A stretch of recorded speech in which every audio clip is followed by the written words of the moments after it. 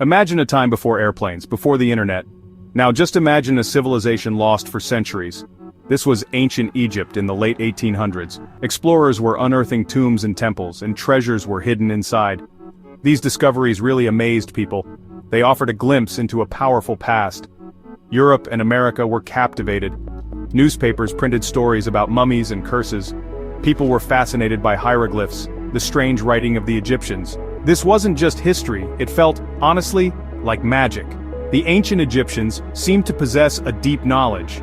They understood astronomy and medicine. They built massive pyramids with incredible precision. But what else did they know? Some people believed the Egyptians held secrets, secrets of the universe, secrets of life and death. This fascination with ancient Egypt went beyond curiosity. It sparked a desire to understand, to connect with this lost world. And for some it became a way to find meaning and power in their own lives.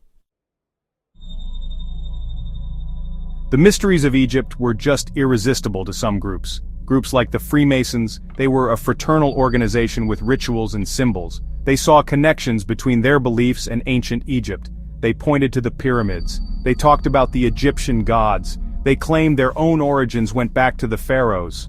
The Golden Dawn was another group drawn to Egypt. They were interested in magic and the occult. They studied the Book of the Dead. This ancient text contained spells and rituals. The Golden Dawn believed they could unlock its secrets. They even used Egyptian gods and symbols in their own magical workings.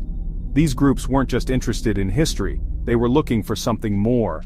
They believed ancient Egypt held a hidden wisdom, a wisdom they could use to gain power and enlightenment. They claimed a special connection to this ancient knowledge. This made them feel unique. It gave them a sense of authority.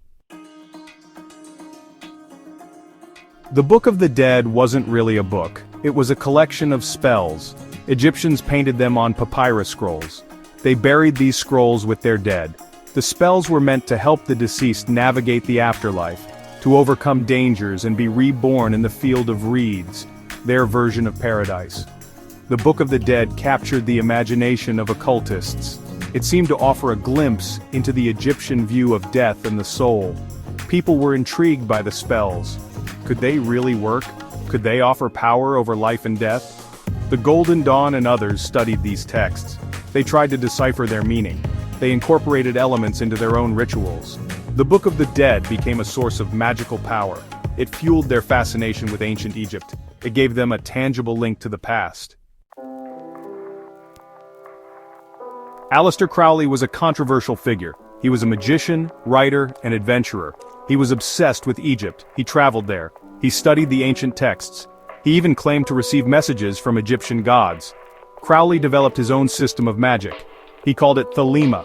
It drew heavily on Egyptian mythology and symbolism. He believed he was chosen to usher in a new age, an age ruled by the Egyptian god Horus. E.A. Wallace Budge was a scholar. He worked at the British Museum. He translated many ancient Egyptian texts. He made them accessible to a wider audience. He was fascinated by Egyptian magic, but he saw it as primitive superstition.